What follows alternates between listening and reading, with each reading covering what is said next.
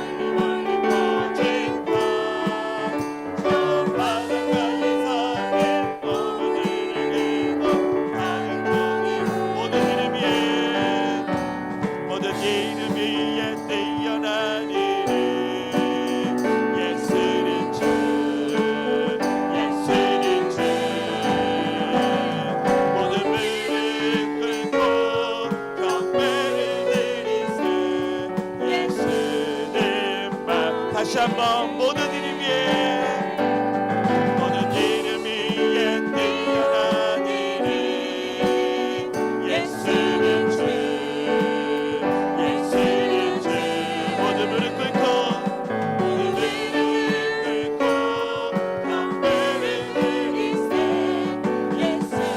예수님만이 예수는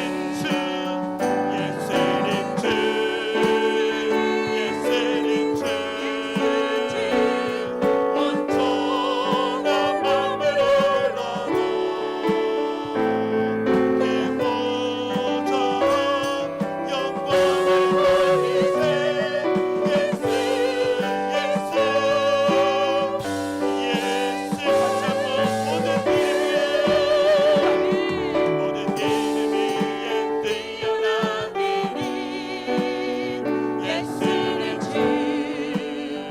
예수는 주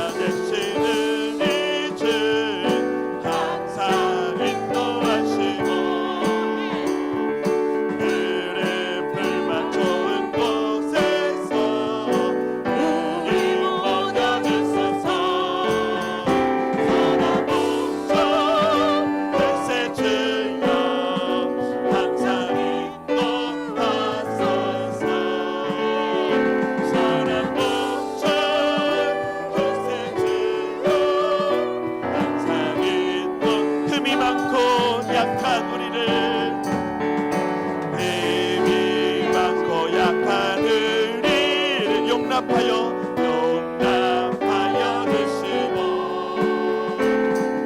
시에 넓고 크시는 대로 자유 얻게 하셔도 선한 목자 글쎄 주여 지금 나아갑니다. 선한 목자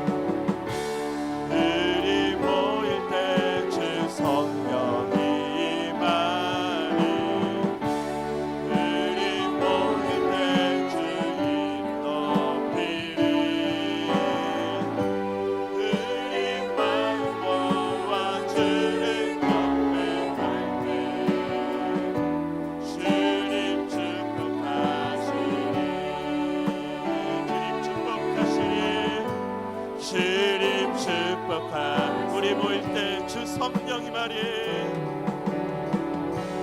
우리 모일 때 주 성령이 말이 우리 모일 때 주님 높이리 우리 마음 모아 주를 경배할 때 주님 축복하시리 주님 축복하시리. 할렐루야. 주의 이름을 높여 찬양합니다. 이 시간 함께 기도하기 원합니다. 주님, 우리 능력교회가 오로지 하나님의 빛과 소금의 사명을 감당하게 하여 주시옵소서. 하나님의 사람들로 말미암아 하나님의 영광이 드러나며 하나님의 놀라운 부흥이 이곳에서 일어나게 하여 주시옵소서. 주님, 오늘 예배 가운데에 하나님의 능력으로 함께 하셔서 말씀을 깨달아지는 지혜가 온전히 임하게 하여 주시옵시고 그 말씀이 우리 삶 가운데 임하게 하여 주시옵소서. 주여 한번 부르신 후에 통성으로 기도합니다. 주여, 주여, 살아계신 하나님 아버지, 주여, 능력교회가 우리 개개인 성도가 하나님의 빛이 되기 원하고 하나님의 소금이 되기 원합니다. 하나님의 영광이 우리를 통해 일어나기 원하오니 주여, 그 영광의 빛을 우리 가운데에 비춰 주시옵소서. 주여, 성탄의 의미를 우리가 온전히 깨닫게 하여 주시옵소서. 예수 그리스도께서 이 땅에 오심과 죽으심과 부활하심을 우리 마음속에 온전히 새겨서 하나님의 복음을 전할 수 있도록 하나님의 말씀을 전파할 수 있도록 우리 가운데 하나님의 사랑과 영광을 꽃입혀 주시옵소서. 성령께서 운행하여 주시옵소서. 우리 능력교회 가운데에 주님께서 역사하셔서 놀라운 부흥이 일어나게 하시고 주여, 죽어가는 영혼들이 하나님을 만나는 귀한 방주가 되게 하여 주시옵소서. 오늘 말씀 가운데에 능력으로 임하시는 하나님을 찬양합니다. 주여, 말씀의 기름 부으심으로 역사해 주시옵소서. 우리의 귀를 열어주시고 우리의 마음을 열어주시고 오직 하나님의 능력이 이 가운데에 임하게 하여 주옵소서. 주여, 살아계신 하나님 아버지, 오늘 이 시간도 주님의 말씀 가운데에 서게 하여 주시옵시고 우리의 모든 죄가 예수 그리스도의 보혈의 능력으로 씻김 받게 하여 주시옵소서. 세상의 법을 따라서 살아가는 것이 아니라 하나님의 법을 따라서 하나님의 백성답게 살아가게 하여 주시옵소서. 오늘 목사님 가운데 성령으로 역사하셔서 선포되는 말씀마다 능력이 되게 하여 주시옵소서. 감사를 드리오며 우리 주 예수 그리스도의 이름으로 기도드리옵나이다. 아멘.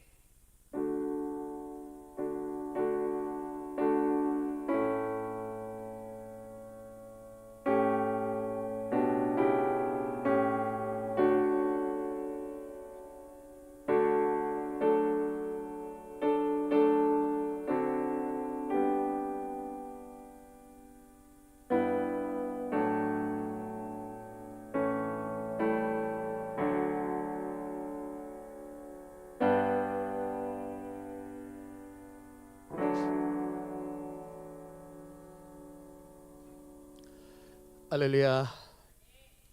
많이 추운 날씨인데 추위에도 불구하고 우리 하나님 앞에 나와서 말씀을 사모하신 여러분들 심령 위에 우리 하나님의 따스한 성령님의 역사가 우리의 심령 가운데 역사해 주셔서 우리 마음속에 있었던 모든 응어리졌던 것들, 모든 죄악의 응어리, 모든 질병의 응어리들, 모든 미움과 또 우리 모든 섭섭한 마음들과 모든 가정 안에서 있었던 모든 응어리들이 하나님의 따스한 성령님의 역사로 눈 녹듯 녹아지고 하나님의 은혜와 회복의 역사가 나타나는 복된 수요 예배 시간이 되시기를 주님 이름으로 축원합니다. 오늘은 여러분과 계속해서 구약 파노라마 사사시대에 대한 말씀으로 함께 상고하겠습니다. 오늘 이제 드디어 사사시대 마지막입니다. 우리 복습 한번 해보겠습니다. 7가지 시대. 네, PPT 없겠죠? 7가지 시대 PPT 없습니다. 네, 한번 7가지 해보겠습니다. 첫째, 창조시대. 둘째, 족장 시대 셋째, 출애굽 광야 시대 그다음 넷째, 가나안 정복 시대 다섯째, 사사 시대 여섯째, 왕정 시대 일곱째, 포로 시대. 포로 시대만 잘하시는데요. 네, 어쩔 수 없습니다, 여러분. 이게 많이 반복을 해야 머릿속에 이게 새겨지는 것이기 때문에 혹여 밤에 잠이 안 오시거들랑 또 그냥 오늘 있었던 억울한 일 그냥 되새김질하지 마시고 하나님의 말씀을 이렇게 소처럼 되새김질 하시되, 특히 여러분 이거 얼마나 좋습니까? 구약에 나타난 7가지 시대가 뭐였지? 라고 한번 이렇게 반복하면 그거 하다가 아마 잠이 오실 거예요. 아멘입니까? 네, 일단 사사시대, 사사시대의 핵심은 뭐냐면 사사의 총 12명의 사사를 아는 게 일단 핵심입니다. 한번 해볼게요. 첫 번째 사사 누구였죠? 네, 온니엘. 두 번째 사사 에훗. 세 번째 삼갈. 네 번째 드보라. 다섯 번째 기드온. 여섯 번째 돌라. 그다음에 일곱 번째 야일. 여덟 번째 입다. 아홉 번째 입산. 열 번째 엘론. 11번째 압돈. 12번째 삼손. 아이고, 이름도 어렵죠? 일단 이거 12명을 잘 알면 신학교 들어가시길 추천드립니다. 솔직히 목사님들도 이거 정말 기억하기 어려워요. 우리 뭐 한국의 뭐 태정태세 문단세 이것도 하기 힘든데 뭐 성경에 나와 있는 12명의 사사 이름 외우기 쉽지 않지만, 그래도 어쨌든 우리가 지금 파노라마를 하기 때문에 이 파트에서 한번 이름 한번 불러보고 이제 마무리하도록 하겠습니다.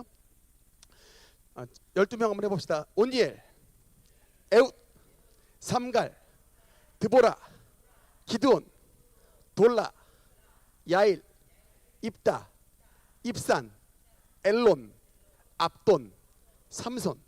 총 몇 명이요? 총 12명이다. 12명. 12명의 사사다라는 것을 여러분 아시고, 그 다음에 사사가 크게 활약을 했던 사사가 대사사, 그 다음에 그냥 이름만 나왔던 사사를 소사사라고 했는데, 대사사 몇 명? 6명. 소사사 몇 명? 6명. 반반씩이었습니다. 한번 동그라미를 쳐볼게요. 대사사 일단 온니엘, 그 다음 에훗, 그 다음 드보라, 그 다음 기드온, 그 다음에 입다, 그 다음에 삼손. 이렇게 대사사 한번 해봅시다. 온니엘, 에훗, 드보라, 기드온, 입다, 삼손. 이게 6명이 뭐라고요? 동그라미 친 사람이 대사사, 그다음에 이제 동그라미 안 친 사람들이 이제 소사사입니다. 그냥 간략하게 특징 하나만 딱 꼽겠습니다. 온니엘 한 가지 특징만 꼽자면 이분이 첫 사사예요. 첫 번째 사사. 그러니까 여러분 이게 성경에는 여러분이 원리가 있어요. 그러니까 첫 번째 자리를 아무에게나 주질 않아요. 누구냐면 그러니까 이 온니엘이 전체 사사의 샘플이에요. 그러니까 뭐냐면 신앙도 좋고 집안도 좋아요. 그러니까 이게 다 갖추면 좋은데 이게 다 갖춰지기가 어려워요. 집안이 좋은 분이 있고 신앙이 없는 분이 계시고, 또 신앙은 좋은데 집안은 또 별 볼 일 없는 분이 계시고, 근데 이게 참 다 갖추기가 어려운데, 첫 번째 사사에도 온니엘은 전체 12명의 사사의 샘플입니다. 첫 사사요. 집안이 좋았습니다. 어느 지파 출신이었죠? 유다 지파의 갈렙의 후손이었고, 그 다음 구산 리사다임이라고 하는 이런 외적들을 아주 잘 쳤던, 신앙도 좋고 아주 힘도 셌고 활약상이 많았던 이제 사사입니다. 그다음 두 번째 에훗. 특징이 뭐였죠? 왼손잡이. 이것만 기억하시면 돼요. 왼손잡이 사사인데 뚱땡이 모아방 에글로를 왼손으로 쳐 죽였다 있다라고 이거 기억하시면 되겠습니다. 그러니까 드보라는 특징은 뭐죠? 여사사. 이게 여자 사사였다. 이거 기억하시면 되겠습니다. 기드온은요. 핵심은 300용사죠. 300용사 데리고 13만 5천의 미디안을 그냥 도륙시켜버렸던 전설의 레전드 용사 사사입니다. 입다. 우리 지난 시간 잠깐 했었죠?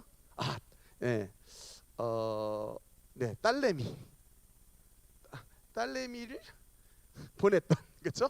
안타깝게도 이게 이 활약상이 좀 나타나야 되는데 딸내미를 그냥 서원 잘못했다가 딸내미 보내버렸던 입다.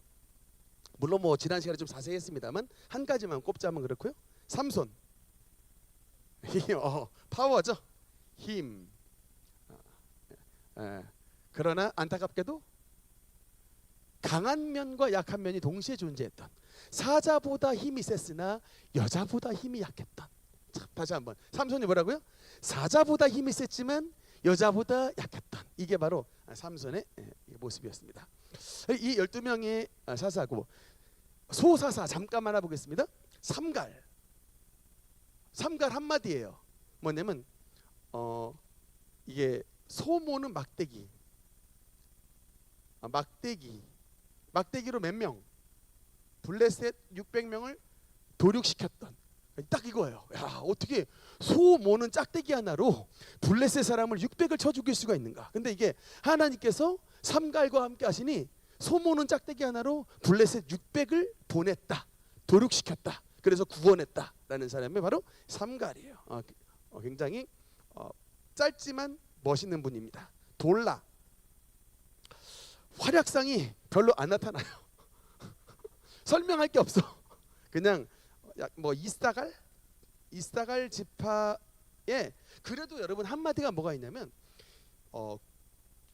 이게 사사가 여러분 가면 갈수록 이게 좀 타락을 하는 모습들이 보여요. 이게 지금 소사사의 삼갈이나 돌라 같은 경우는 그래도 구원하니라라는 게 나와요. 사사가 여러분 역할이 뭐예요? 구원자잖아요. 하나님 앞에 고난 받았을 때에 주님 앞에 돌아와서 회개했더니 하나님께서 구원자 사사를 보내서 구원시키는 역할이 사사 역할인데, 그래도 초반부에 소사사들은 막대기 가지고 600명 쳐 죽여서 구원하고 이사갈 지파로서의 구원을 했는데, 나중에 뒤에 가면 구원했더라 얘기가 안 나와요. 그리고 뭐냐면 부자로 산 이야기만 나옵니다. 이게 바로 사사들도 타락을 했다라는 증거들이에요. 그래서 이게 뒤에 가면요, 야일 특징이 뭐냐, 30명 아들인데 30명 아들이 낙이 탔다. 그냥 그 정도로만 낙이 탔다. 30명의 아들이 나귀를 탔다 라고만 써 있어요. 그러니까 나귀가 여러분 지금의 개념으로 말하면 자동차예요. 자동차. 그러니까 아무나 나귀를 가지고 있는 게 아니에요. 그러니까 자기의 집에 자동차 몇 대? 30대. 그러니까 이 사사가 지금 나가서 외적하고 싸워야 되는데 뭐를 조금 싸움은 잘 안 하시고 부를 축적하는데 애를 쓰셨다. 근데 어쨌든 이 성읍이 하봇 야엘이라고 하는 이제 길라 지방에 있었던 성읍. 어쨌든 구원에 대한 이야기가 안 나와요. 그 다음에 입산. 이 양반은 또 재밌는 분이야. 뭐냐면 이분 특징이 뭐냐면 아들 30, 딸 30 이거예요. 그래서 아들 30명, 딸 30명 낳았으니 여러분 자식이 많아요, 적어요? 많으면 부인이 많다, 적다? 많다. 근데 이게 보니까 아들을 위해서는 이게 우리 옛날에 외울 때 이게 산을 넘어서 이게 데리고 오고 보내고 이런 거예요. 뭐냐면 아들 30명을 위해서 며느리를 데리고 와야 되는데 저 멀리 외국에서 산을 넘어가지고 외국에서 데리고 와서 결혼시켰고, 딸내미들은 그대로 또 산 넘어서 그러니까 이방 지역에 또 시집 보냈던 사람이 누구라고요? 입산.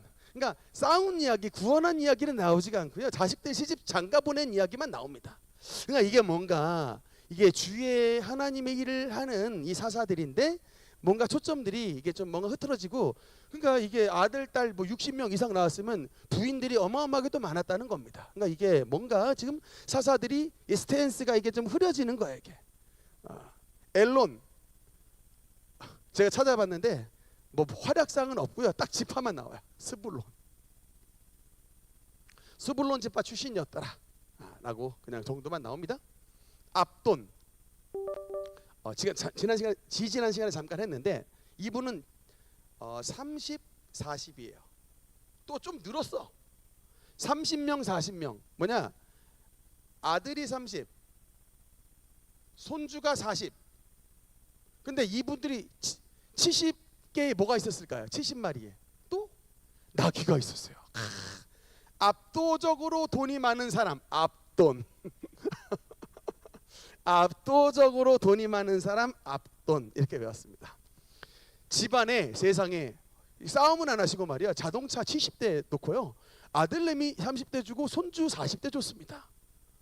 그러니까 부인도 많고 돈도 많은데 이 양반이 뭔 안 했다.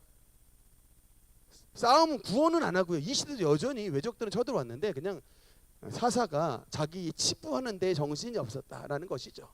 이게 바로 여러분, 이 모든 서사가 사사 시대의 이스라엘 백성들만 타락한 게 아니라 하나님의 구원자들, 사사들, 쇼페팀 이런 사사들도 다 이게 정신 못 차리고 치부와 타락과 축첩에 이런 일들에 참여했다라는 것입니다. 이제 오늘은 이제 그래서 지난 시간에 누구까지 했었죠? 삼손까지 했었죠. 삼손. 이게 이제 삼손까지가 전체 이제 사사기 그림을 한번 그려보겠습니다. 전체. 그래서 이제 사사기는 1장서부터 16장까지는 뭐냐면 사사들의 이야기예요. 사사들의 이야기입니다. 두 번째 파트가 뭐냐면 부록이 있습니다. 부록. 근데 이제 17장서부터 18장까지 이제 부록 1번. 그다음에 19장서부터 3장 21장까지가 부록 2번. 이런 구도예요. 여러분 이해하시겠죠? 세 가지의 큰 이게 이제 구도가 있는데, 첫 번째는 1장부터 16장까지, 즉 사사들 12명 온니엘에서부터 삼손까지의 이야기가 16장까지 나오고, 17장에서부터 18장까지는 부록 1, 19장에서부터 21장까지는 부록 2인데, 부록 1번의 주제가 뭐냐? 그 유명한 미가 스토리예요. 미가라고 하는 가정에 대한 이야기입니다. 여러분 이게 그러니까 나라 하나가, 지파 하나가 굉장히 이게 문란해지는 이야기가 어디서부터 나왔느냐? 가정의, 미가라고 하는 가정의 이야기에서부터 나온 거예요. 수신제가 치국평천하 이런 얘기가 있잖아요. 그러니까 이게 그냥 단순하게 유교에 대한 이야기가 아니라 수신제가, 즉 자기의 집을 잘 다스려야 치국평천하, 나라를 다스리고 천하를 이렇게 통일한, 이게 평정한다라는 말인데, 진짜 가정이 망가져지고 가정이 무너지니까 이스라엘 전체를 무너뜨린 이런 일들이 이 가정 속에서 나오더라고요. 그게 뭐냐면 미가 스토리입니다. 그래서 이게 사사기 17장, 18장 두 장에 걸쳐 나오고, 두 번째 부록의 이야기가 뭐냐면 이름이 안 나와요. 그냥 레위인 첩 사건입니다. 뭐라고요? 레위인이 좀 생소하죠. 여러분 레위인이 누구예요? 하나님의 택함받은 하나님의 지파의 주의 종인데, 이게 뭐 본처도 아니고 레위인이 처불든 사건에 대한, 그래서 이걸로 말미암아 나중에 또 오늘 이따 할 건데, 이 지파 전체의 내란이 벌어지는 일이 두 가지 나오는데, 오늘은 이제 이 부록 1, 2 말씀으로 사사기 전체를 마무리하겠습니다. 첫 번째 이제 미가 스토리부터 잠깐 보겠습니다. 뭐 간단하게 볼 거예요. 첫 번째 미가 스토리인데, 여러분 일단 미가가 여러분 이름의 뜻이 뭐죠? 미가서가 있잖아요. 여러분 성경에도 미가, 하나님의 가정, 이 이름에 보면 우리들도 딱 보면 기독교 집안인 거 알아요. 에녹 딱 보면 알잖아요.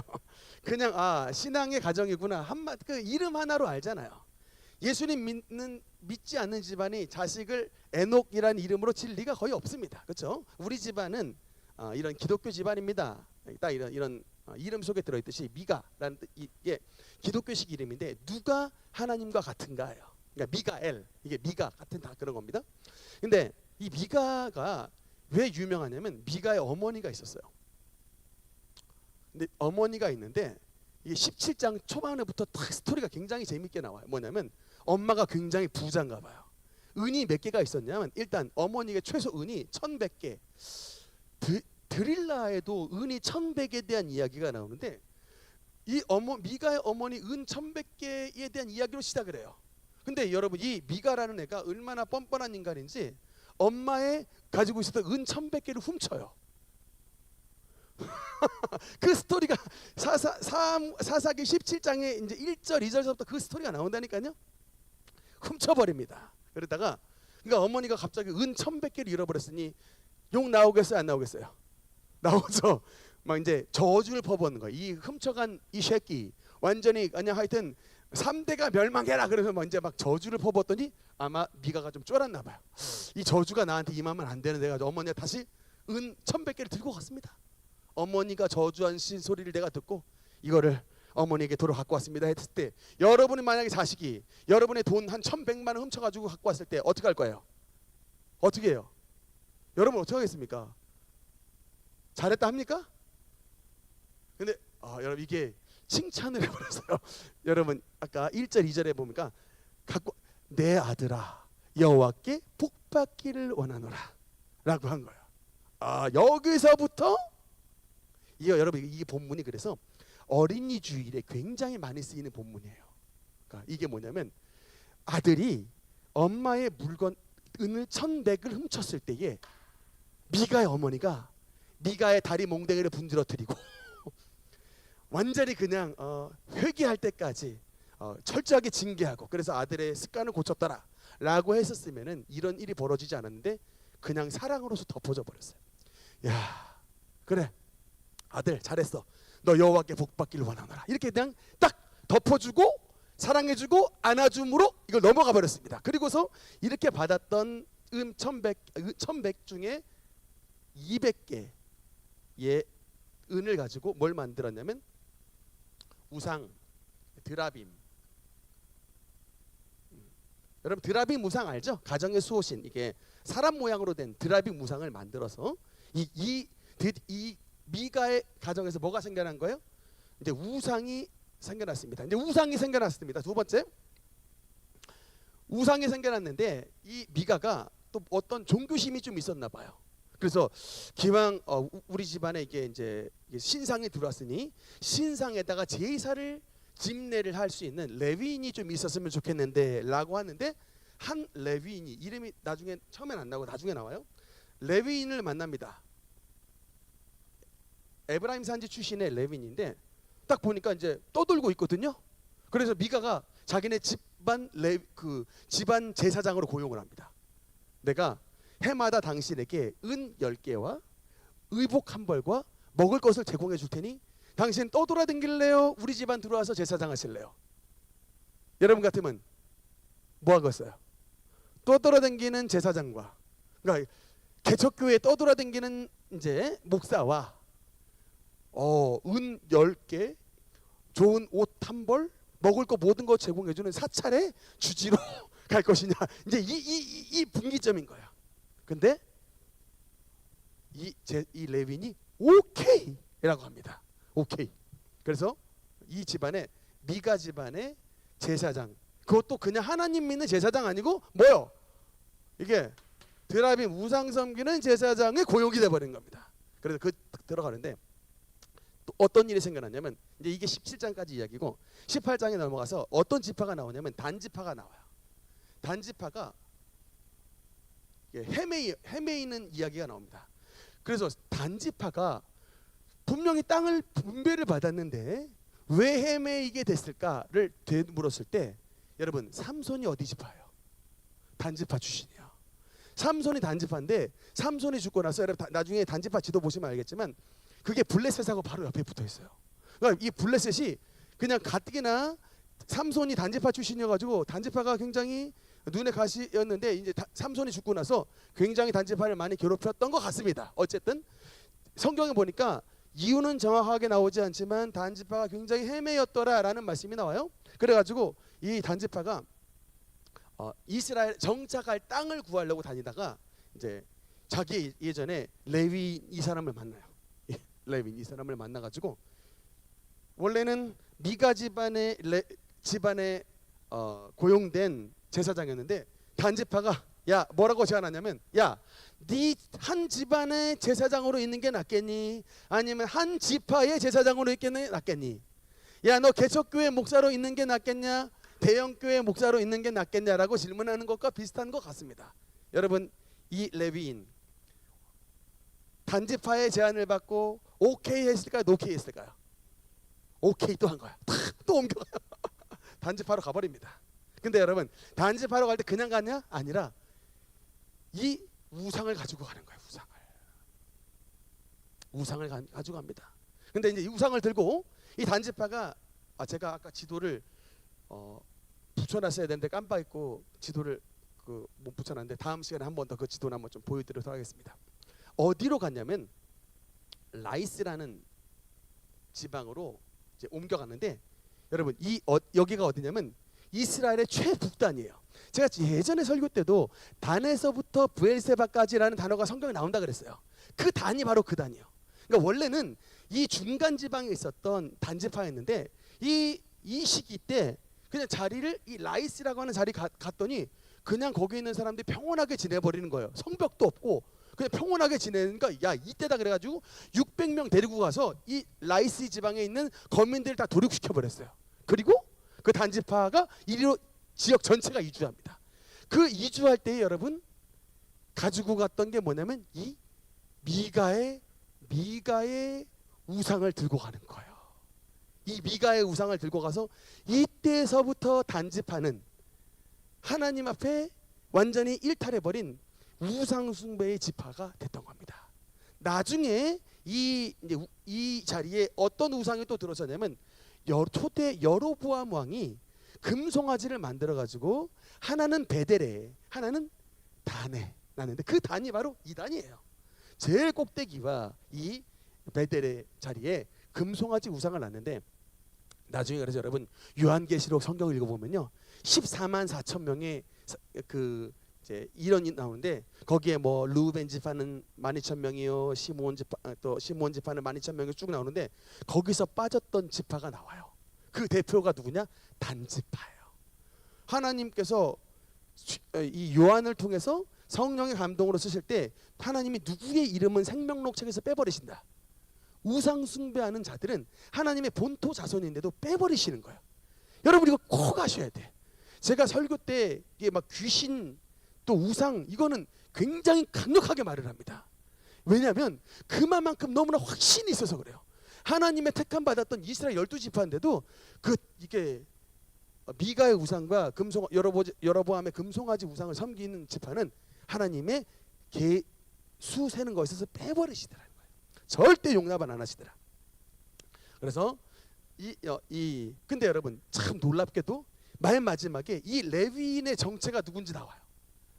레위인의 정체가 여러분 사사기 18장에 이 레위인의 정체가 나오는데 이 레위인이 누구의 후손인 줄 아십니까?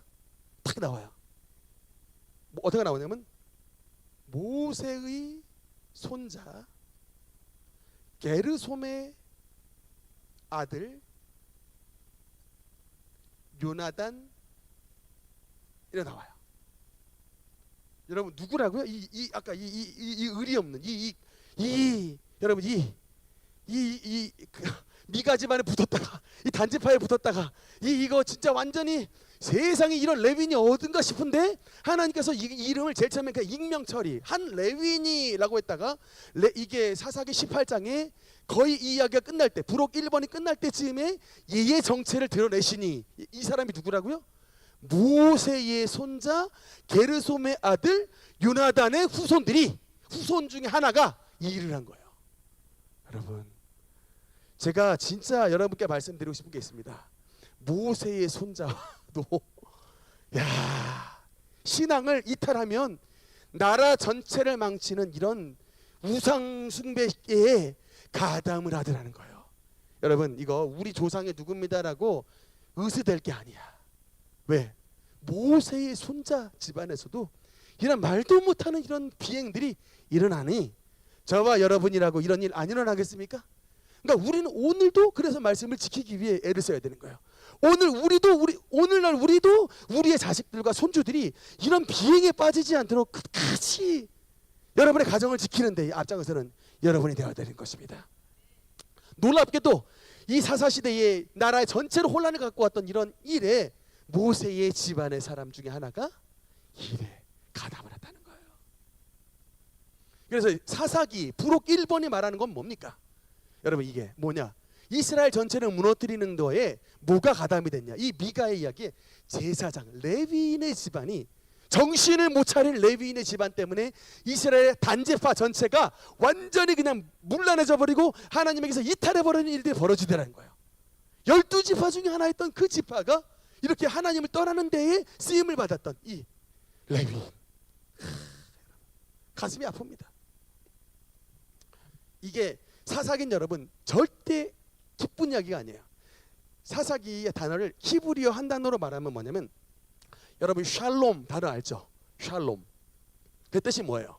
평강이죠. 근데 그 앞에 한 글자가 붙어요. 따라합시다. 엔 샬롬. 엔 샬롬. 그게 뭘까요? 평강이 없다예요. 평강이 없다. 엔 샬롬. 우리 총신대학교 유명한 구약학 교수님 가운데 김지찬 교수님이 계신데, 이분은 세계적인 신학자인데 이분이 썼던 책 가운데 엔 샬롬 교향곡이라는 책이 있어요. 이 양반이 사사기를 푸는데 음악의 코드, 음악적 용어를 가지고 써놔요. 야, 나 그 교향곡에 있는 뭐 코다 막 이런 음악적 용어를 가지고 사사기를 풀어놨는데 너무 잘 썼어, 세상에. 그러니까 이런 분이 우리 총신의 교수님이시다. 야, 참 너무 멋있어요. 그러니까 글을 써도 이게 막 문학과 음악과 이런 걸 가지고 막 쓰신다니까. 이 사사기 전체를 풀어냈어요. 나중에 한번 여러분 제가 뒤에다가 책을 한번 갖다 놓을 테니 좀 관심 있으시면 한번 보시면 좋겠습니다. 부록 1번 마무리고요. 2번 잠깐 보겠습니다. 네. 사사기는 엔샬롬의 이야기예요. 왜 망하게 된다. 1번은 미가 가정 때문에 망했다라는 이야기고요. 그다음 2번. 아까 2번 부록 제목이 뭐라 그랬죠? 레위인 첩 사건입니다. 사사기 19장에 보면은 또 에브라임 산지에 첩 하나가 있다라고 나오는데 그 이름도 나오지가 않습니다. 근데 참 이게 어떤 스토리에서부터 시작하냐면, 이 첩이 레위인의 첩이 뭘 했다. 첫 번째 사건이 행음했다라는 이야기로 시작이 돼요. 레위인이 첩을 가졌던 것도 지금 이게 뭐냐라고 하는데, 그 레위인의 첩이었던 여인이 뭐란 거예요? 바람을 폈네. 그래가지고 바람 펴서 멀리 도망을 갔습니다. 그래서 바람을 폈다가 아무래도 다시 남편한테 돌아오긴 못해가니까 친정 아버지 집으로 가 있었어요. 근데 여러분, 이 레위인이 어떻게 했을까? 야, 나랑 살자 그러면서 친정 아버지 집으로 갔어요. 가서 나긋나긋하게 우리 다시 잘 살아봅시다라고 해서 이제 설득도 하고, 그래서 친정 아버지가 그래도 딸내미가 첩이긴 하지만 그 자기 바람 폈던 이 딸내미를 용서를 해주고 받아들여줬던 이 사위가 너무 이쁜 거예요.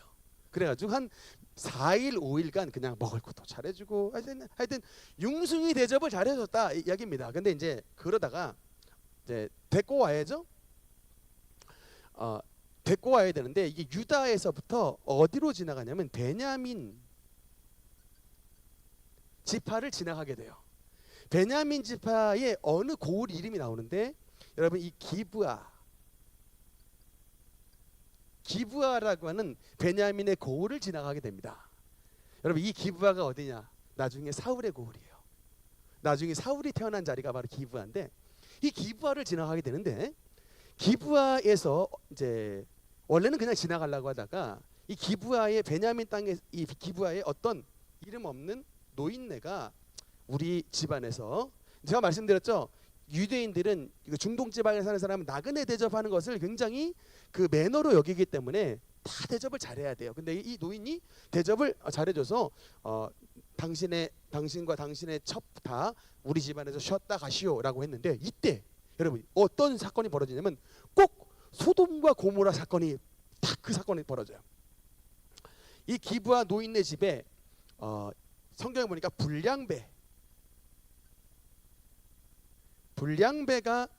불량배의 무리들이 다가왔다. 이게 뭐라고 써있냐? 벤 벨리알 써 있어요.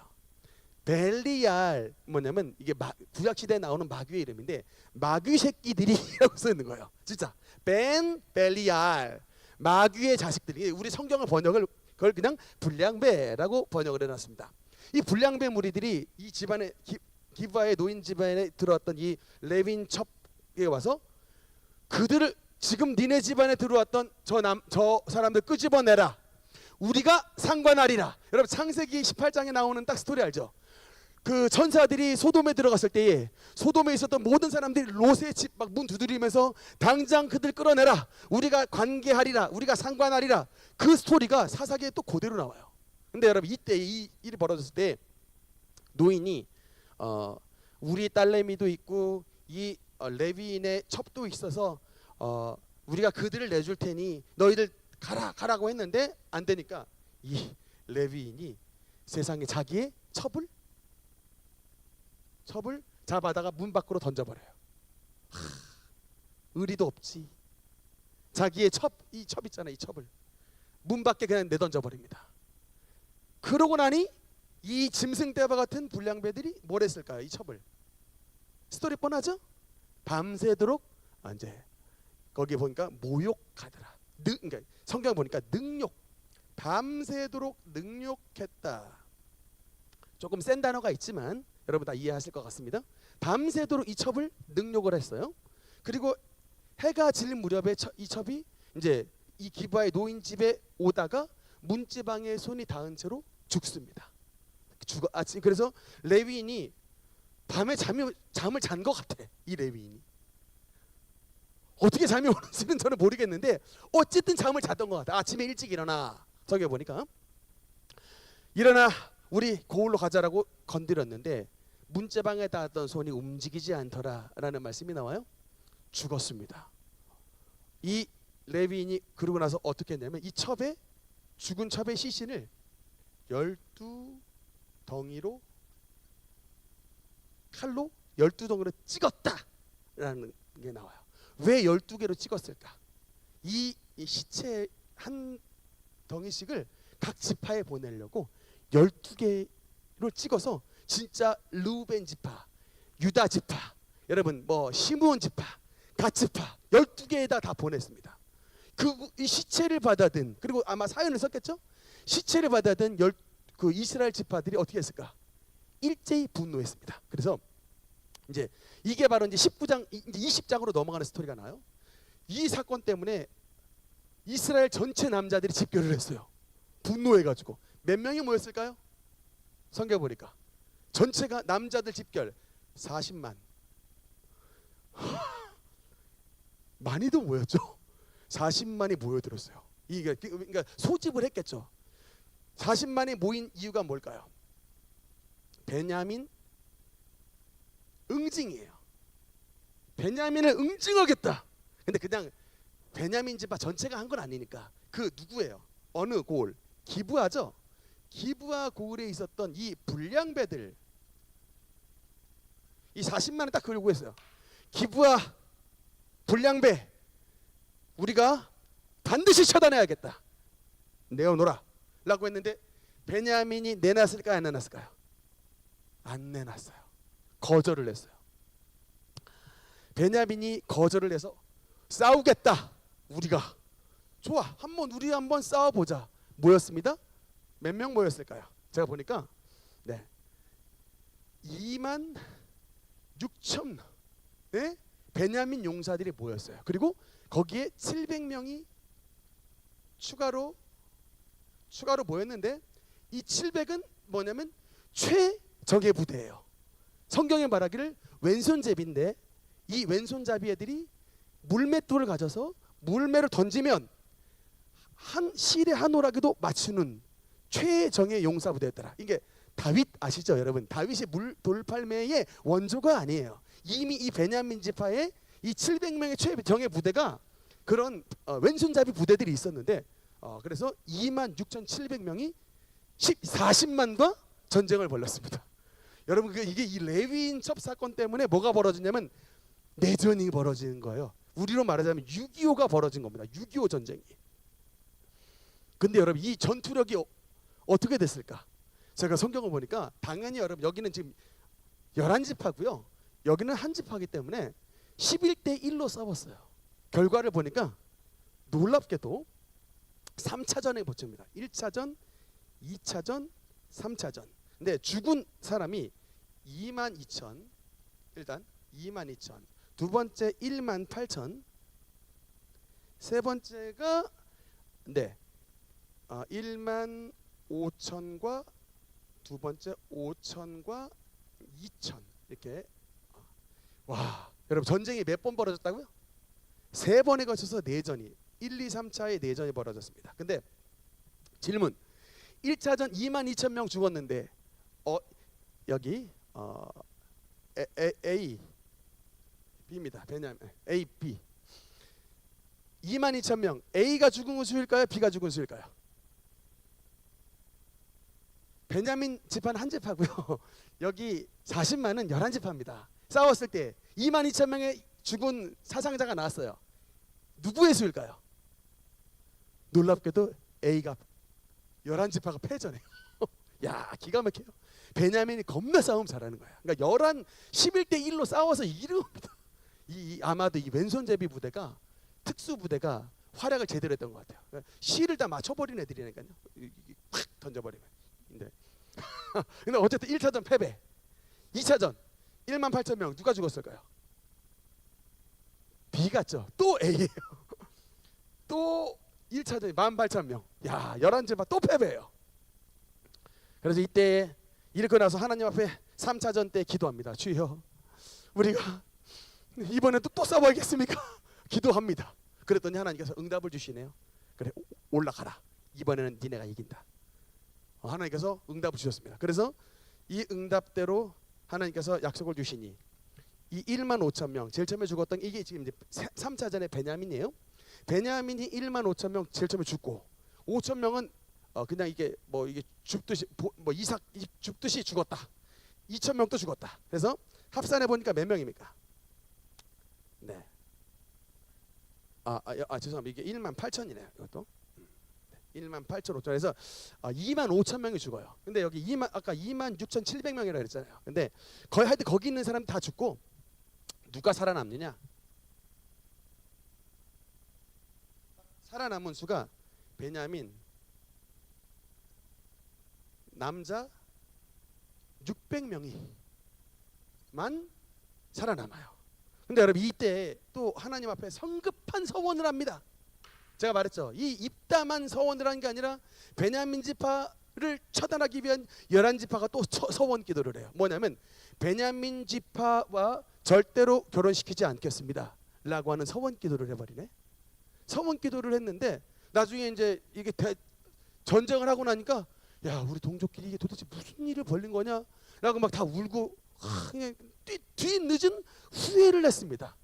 후회를 하면 어떻게 해요? 이게 하나님의 이름으로 맹세를 해버렸기 때문에 야, 큰일 났다. 이거 이러다가 우리 12지파 중에 한 지파 날아가 버리고, 말하자면 싸움에 나가지고요 그냥 전라남도는 아예 없어져 버리게 됐냐, 이런 개념이라 생각하시면 돼요. 이제 그래서 회개를 하고 이 600명의 남자들을 어떻게 좀 살려야 되지 않겠냐라고 했는데 두 가지 방안을 내섭니다. 첫 번째가 뭐냐면 길르앗 야베스라는 길르앗 땅에 그 족속이 하나 있는데 이렇게 또 하나님 앞에 약속을 해요. 우리 모든 11지파는 집결을 모두 다 이번에 집결을 할 것이다. 집결하지 않는 지파는 여호와께 저주를 받을 것이다 라고 했는데 다 모였는데 하나 길르앗 지방의 야베스라는 지파가 야베스라고 하는 이 동네가 총회에 모이질 않았어요. 싸움에 참여를 안 했네. 그래서 사람들 보내가지고 여기를 완전히 도륙시켜버렸습니다. 박살내버리고 여기에 있었던 처녀 400명을 사로잡아서 이 베냐민 남자 600명의 아내로 줬어요. 근데 여러분 지금 몇 명이 모자라요? 600명, 400명, 600명 있으니까 200명 모자라잖아요. 두 번째 어떻게 또 보충을 하느냐. 실로라고 하는 나중에 성소가 있는 그 엘리 제사장의 장소 있죠. 이 실로에 해마다 절기가 있어서 여호와의 절기가 있어서 이때 여자들이 춤을 추러 나오는 절기가 있어요. 이때에 아내를 얻지 못한 200명에게 명령을 내려요. 몰래 숨어 있다가 실로의 제사장 절기 때 여인들이 막 춤을 추거든 니들이 마음에 드는 여인을 잡아다가 데리고 가. 그러면 이 집안의 여인들의 부모님이 가만히 안 있을 텐데요. 대신에 우리가 장로들이 나서서 노예로 삼지 않고 다 아내로 삼는 것이니 봐달라 라고 말할 것이니 책임질 테니까 잡아가 라고 해서 이렇게 해서 또 200명의 여인들을 납치를 해가지고 아내를 삼아서 연명을 했던 지파가 어디다? 베냐민이다. 참 여러분 이게 얼마나 성경에 나오는 이야기가 이게 황당합니까? 예, 여러분 이게 황당한 이야기잖아요. 사사시대의 이야기는 뭐다? 황당한 이야기다. 그래서 딱 마무리가 어떻게 되냐면 그때의 왕이 없으므로 저마다 사람이 자기의 소견에 옳은 대로 행하니라 라고 하므로 사사기 21장의 대단원의 이야기가 마무리되게 됩니다. 사사기 부록 어떻게 보면 참 무슨 사랑과 전쟁 이런 드라마 이런 거 나오는 것 같기도 하고 무슨 영화 같기도 하고 참 그렇죠. 근데 여러분 이게 성경에서 말하는 바가 뭡니까? 하나님의 백성이 하나님의 말씀에 기준이 없이 살아가면 이방인들보다 더 개판된 일들이 얼마든지 벌어질 수 있다 없다? 있다는 거야. 그러니까 여러분 이게 뭐냐면 오늘날의 지금 대한민국의 교회와 주님의 성도들 안에서 벌어지는 희한찬란한 일들 있죠. 이게 교회 맞아? 이게 목사 맞아? 이게 직분자 맞아? 할 정도로 이상한 일들이 사실은 교회 안에서 벌어지잖아요. 근데 그게 단순하게 그냥 왜 그런 일이 벌어지는가 싶지만 이미 사사시대 전체 이야기를 보면 하나님을 벗어난 하나님의 말씀의 중심을 벗어난 이스라엘이 얼마나 타락할 수 있으며 여러분 이게 사사기의 또 이야기가 뭐예요? 세상에 여러분 제가 보니까 이 스토리를 보면 외적 있잖아요. 여러 아말렉이라든지 또는 미디안이라든지 이런 대적들과 싸울 때 이마만큼의 40만 명 안 모였어요. 40만 명 안 모였어요.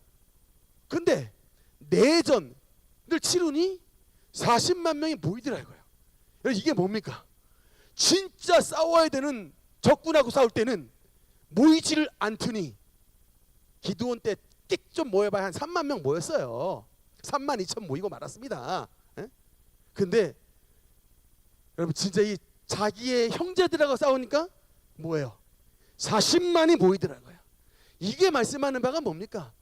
이게 지금 오늘날 성도들이 사탄하고 원수의 세력들하고 싸우다가 할 때 기도하자 했더니 안 모이더니 이거 그냥 형제들을 그냥 정죄하고 비방하고 욕하는 데는 그냥 사람들이 떼거지로 우르르 모여버리더라.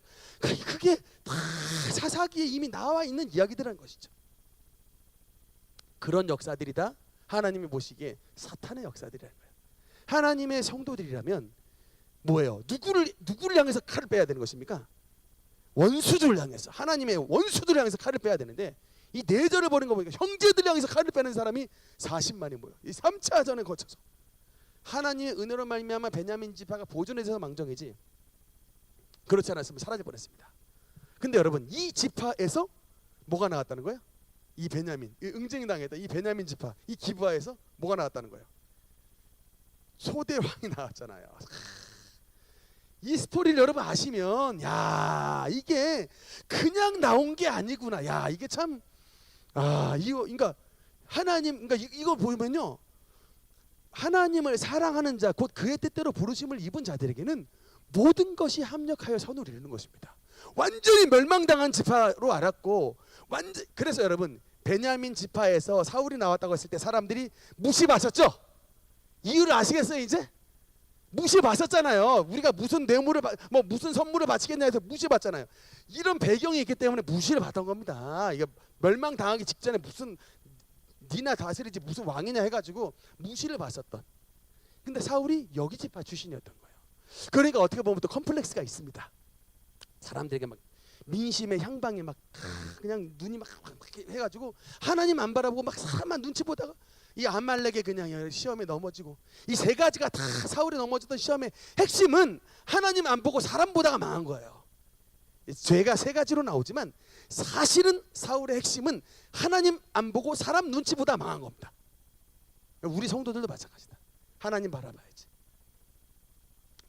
그래서 사사기 전체의 부록의 스토리가 우리는 사실은 여러분 뭡니까? 사사기 성경 우리가 말씀 나누면 해피 엔딩 이게 참 좋아하는데 사사기는 절대 해피 엔딩의 이야기가 아니에요. 새드 엔딩입니다. 엔샬롬 평강 없음에 대한 이야기예요. 왜 하나님의 백성이 약속의 땅 가나안에 들어갔을 때 왜 엔샬롬 왜 평강 없음이 되느냐? 하나님의 백성이 하나님을 배반하니까 엔샬롬이 되는 거예요.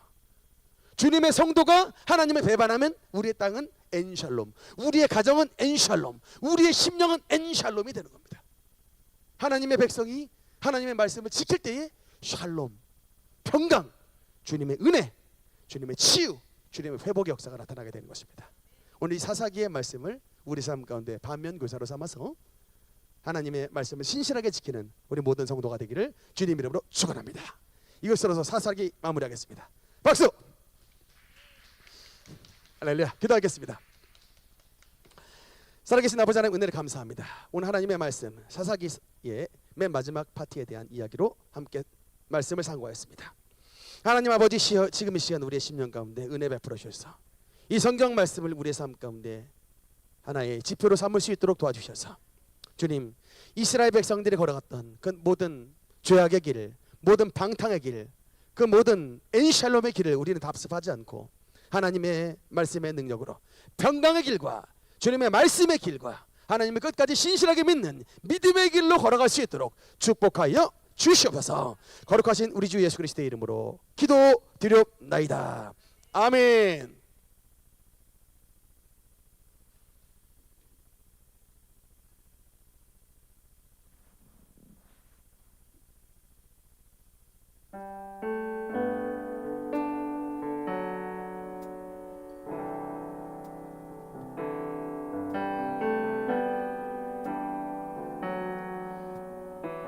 우리 주는 위대하며 우리 주는 위대하며 능력이 많으시도다. 그의 지혜 무궁하며 흰 자는 영원하도다. 상한 자들 고치시며 상처를 싸매시도다. 별들의 수를 세시며 기름을 묻히셨도다. 그가 구름으로 하늘을 덮으시며 준비하시니 예루살렘아 예루살렘아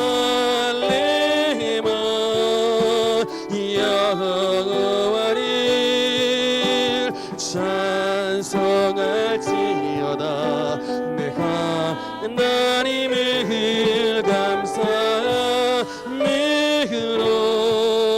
주 앞에 나가며 주 임재 앞에 경배해 그가 구름으로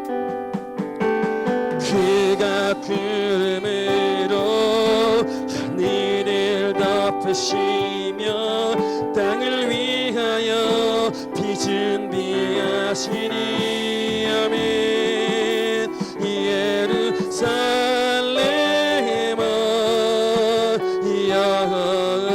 여호와를 찬송할지어다 내가 하나님을 감사함으로 그 앞에 나가며 주 임재 앞에 다시 한번 예루살렘아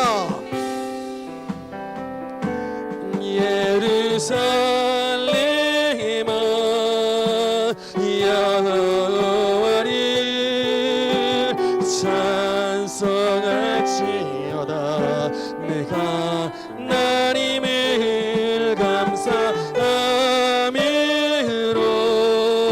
그 앞에 나가며 주 임재 앞에 경배 예수 어린 양 존귀한 이름 예수 어린 양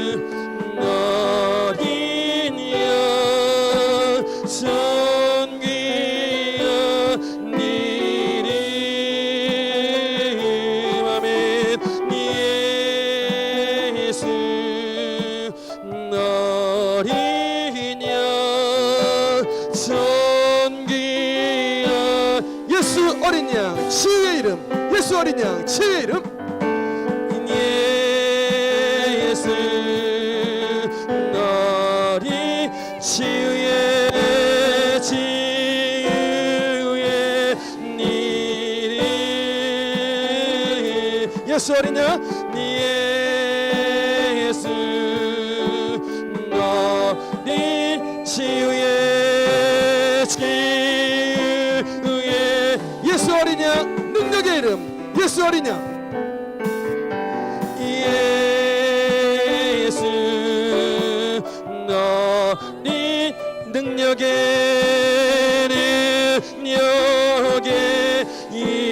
이름 예수 어린 양 예수 어린 능력의